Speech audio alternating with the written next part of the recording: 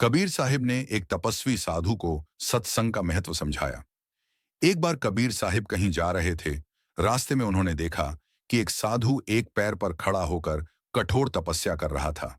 उस साधु का चेहरा तपस्या के कारण दमक रहा था और वह पूरी तरह से अपनी साधना में लीन था। कबीर साहिब ने उनके पास जाकर पूछा, हे साधु, आप यह क्या कर रहे हैं? साधु ने गर्व से उत्तर दिया, मैं तपस्या कर रहा हूं। कई सालों से एक ही पैर पर खड़ा हूं ताकि ईश्वर को पा सकूं। साधु का यह उत्तर सुनकर कबीर साहिब मुस्कुराए और उन्होंने उन्हें समझाते हुए कहा, भाई, तुम यह शरीर को कष्ट देकर क्या कर रहे हो? क्या तुम जानते हो कि एक सच्चे सत्संग की ताकत क्या होती है? फिर उन्होंने अपना प्रसिद्ध दोहा सुनाया, सत्संग की आधी घुट्टी तप के वर्ष हजार तो भी बराबर है। नहीं कहे कबीर, विचार की सच्चे साधु संतों के साथ बिताई गई आधी घड़ी भी हजारों वर्षों की कठोर तपस्या से बढ़कर होती है। इसका कारण यह है कि तपस्या में केवल शरीर को कष्ट दिया जाता है, जबकि सत्संग में मन शुद्ध होता है, ज्ञान मिलता है और व्यक्ति सीधा परमात्मा से जुड़ता है।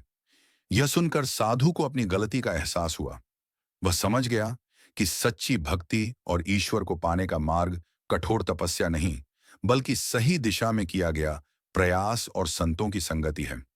उसने अपना तप छोड़ दिया और कबीर साहिब के साथ सत्संग में शामिल हो गया। इस कहानी का सार यह है कि केवल शरीर को कष्ट देने से ईश्वर नहीं मिलते, बल्कि ज्ञान, प्रेम और सही दिशा में की गई भक्ति से मिलते हैं। और यह सब हमें सच्चे संतों की संगत यानी सत्संग से प्राप्त होता है।